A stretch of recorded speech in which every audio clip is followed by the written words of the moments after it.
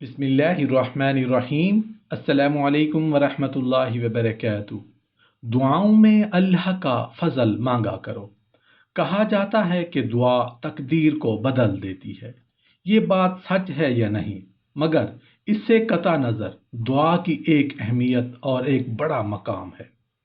دنیا کے سب سے باعزت، مشرف اور مکرم شخصیات حضرات انبیاء علیہم الصلاۃ والسلام بھی، جو کہ گناہوں اور خطاؤں سے معصوم اور محفوظ تھے، دعا سے کبھی دور نہ رہے، بلکہ ہر لمحہ ہر وقت ان کی لسان مبارک پر اپنی امت کی بھلائی اور اپنی ذات معصوم کے لیے بھی مغفرت کی دعا رہتی تھی۔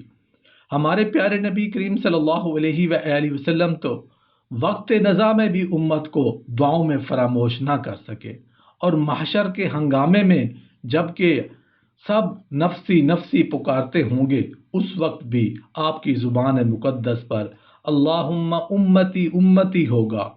بہرحال دعا کے مقام اور مرتبے اور اہمیت سے انکار نہیں کیا جا سکتا۔ خود ذات باری تعالیٰ نے قرآن کریم میں جا بجا دعا مانگنے اور اللہ کو پکارنے کا حکم فرمایا ہے۔ فرمایا فَادْعُوا اللَّهَ مُخْلِصِينَ، کہ اللہ کو اخلاص کے ساتھ پکارو۔ دوسرے مقام پر فرمایا فَادْعُوهُ وَاسْتَجِيبُوا لَكُمُ اللَّهُ، کہ اللہ کو پکارو، وہ تمہاری پکار کا جواب دے گا۔ خود نبی کریم صلی اللہ علیہ وآلہ وسلم نے اپنے قول و عمل سے دعاؤں کی تلقین فرمائی ہے۔ فرمایا الدعاء مخ العبادہ، کہ دعا عبادت کا مغز ہے۔ مزید اہمیت کے لیے فرمایا کہ دعا عین عبادت ہے۔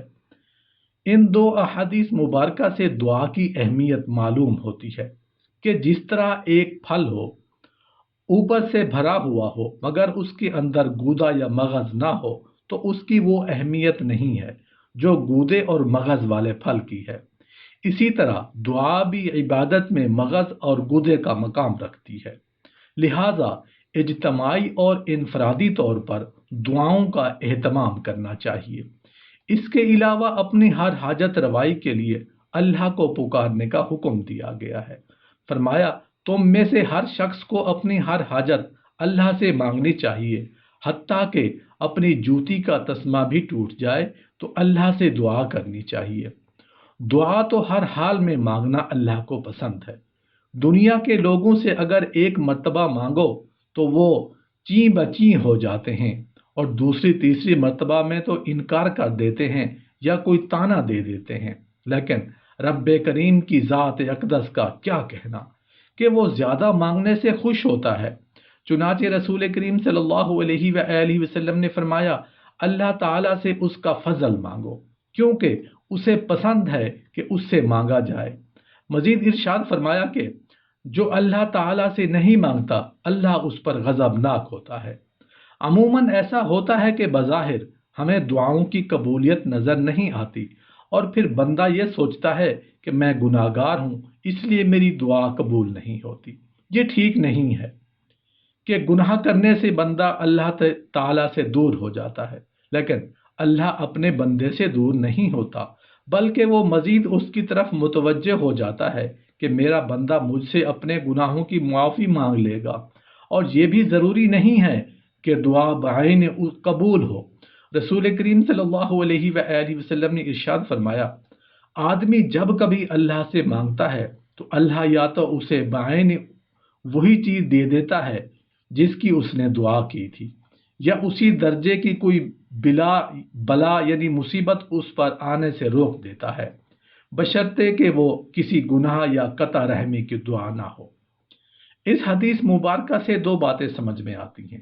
ایک یہ کہ اللہ تعالیٰ دعا کو قبول تو ضرور فرماتے ہیں، یا تو وہی چیز دے دیتے ہیں یا پھر اس کے بدلے میں کچھ اور یہ ہمارا مشاہدہ ہے کہ ہم بعض اوقات کسی بڑے حادثے کی زد میں آ جاتے ہیں، لیکن معجزانہ طور پر اس کے نقصان سے محفوظ ہو جاتے ہیں، اور یہ وہی دعا ہوتی ہے جو ہم اللہ سے مانگ رہے ہوتے ہیں، مگر اللہ تعالیٰ نے اس کے بدلے میں ہم سے یہ مصیبت ٹال دی۔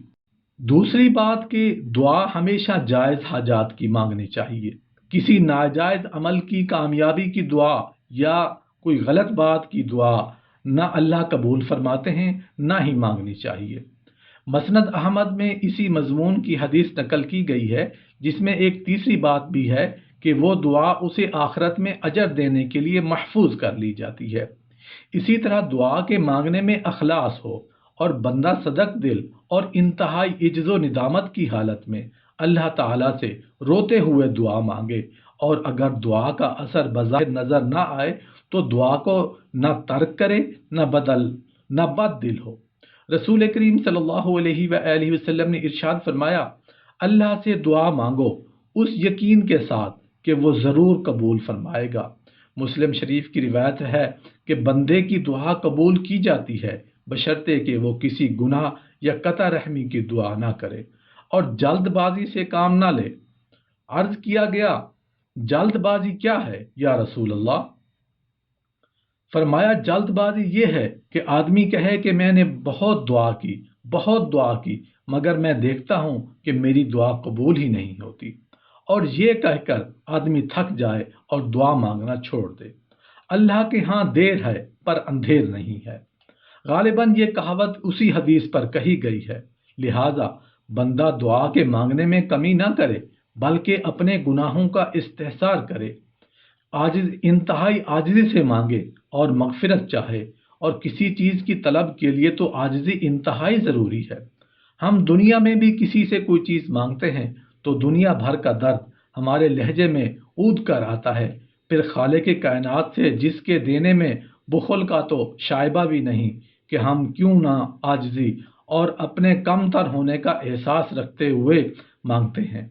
लेकिन इसके लिए ये भी ज़रूरी है कि तकवा अख्तियार करें और गुनाहों को तर्क कर दें। नबी करीम सल्लल्लाहु अलैहि वसल्लम ने इरशाद फरमाया, अल्लाह की निगाह में से दुआ से बढ़कर कोई चीज़ बावक़्त नहीं।